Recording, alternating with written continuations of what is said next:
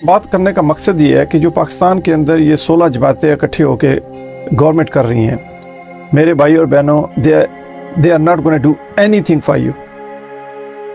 आप अवाम को उठना पड़ेगा।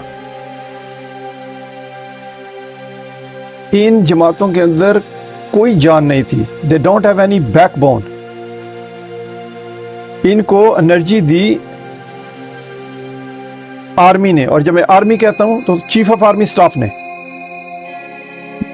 तो Bajwa has played a havoc with this country, with his motherland, with his mother and our motherland. इन लोगों के का कुछ भी नहीं था, ये कुछ भी नहीं कर सकते थे। इनको पांव पे खड़ा किया बाजवा ने। लेकिन मैं ये कहना चाहता हूं कि इस वक्त हम मीडिया को देखते हैं, लोगों को सुनते हैं, न्यूज़पेपर पढ़ते हैं, और हम ये एक ही चीज़ का हर कोई शोर कर रहा है, महंगाई हो गई है, आटा बढ़ गया, तेल बढ़ गया, चीनी बढ़ गई, एक्सेट्रा एक्सेट्रा। मेरे भाई और बहनों, आप सोच भी नहीं सकते कि आपके साथ क्या साजिश हो रही है।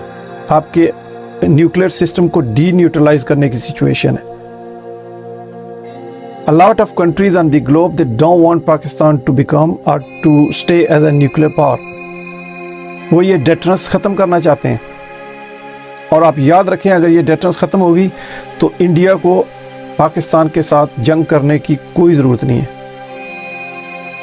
वो जूते मार के आपको पाकिस्तान से निकाल देगा और पाकिस्तान पे कब्जा कर लेगा।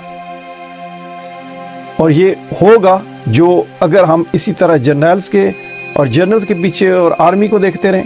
किस तरह की ये जमहूरियत है जिसके अंदर आर्मी इतनी इन्वॉल्व हुई है। मैं आप सबसे पूछता हूँ, और ये मैं अपने भाइयों से, ये जो जनरल्स बैठे हुए आर्मी के अंदर है, यार किस तरह के आप लोग हो। सोचो, अब सोने से पहले कभी सोचो। आदल तू सोच यार, you are an SSG, you are commander of SSG। तेरे बारे में बहुत सारे मैं जानता हूँ, तेरे बारे में बात करूंगा मैं खोल के तरह किसी और व्लॉग में। लेकिन यार सोच, सोने से पहले तू क्या सोचता होगा कि तुझे शहबाज शरीफ को सलूट मारना पड़ेगा, वो तेरा चीफ ऑफ आर्मी स्टाफ है।